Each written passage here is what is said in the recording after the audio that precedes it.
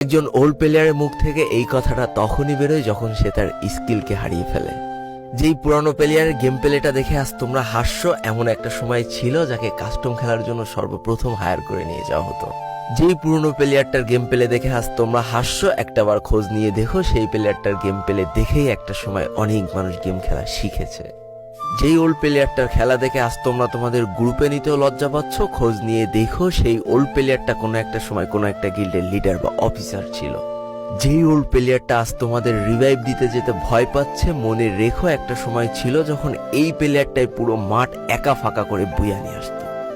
যেই নতুন প্লেয়ারগুলো শুধুমাত্র ডাইনামিক ডুয়োর সাথে গেম খেলার জন্য সারা রাত জাগো, তোমরা মনে রেখো যারা ওল্ড প্লেয়ার ছিল তারা সারা রাত খালি ট্রেনিং পিটাতো নিজেদের স্কিল ভালো করার জন্য। আমি জানি আজকের দিনের যারা অনট্যাপ মারা প্লেয়ার তারা কখনোই ফিল করতে পারবে না যে বসে জুম করে উঠে হেডশট মারার মজাটা আসলে কি ছিল। আমি জানি যেসব ওল্ড প্লেয়াররা এই গেমের থেকে হারিয়ে গিয়েছে তারা এই গেমটাকে আজও ভালোবাসে। জীবনে এমন হাজারো ওল্ড প্লেয়ার আছে যাদের ফ্রি ফায়ারই ছিল জীবনে প্রথম রাত জাগার কারণ।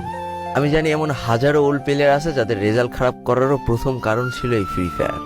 আজকের দিনের নতুন প্লেয়াররা উচ্চ স্বরে বলে আমি ফ্রি ফায়ার গেমটাকে প্রচুর ভালোবাসি, আর যারা ওল্ড প্লেয়ার ছিল তারা বলতো ফ্রি ফায়ার আমার ইমোশন।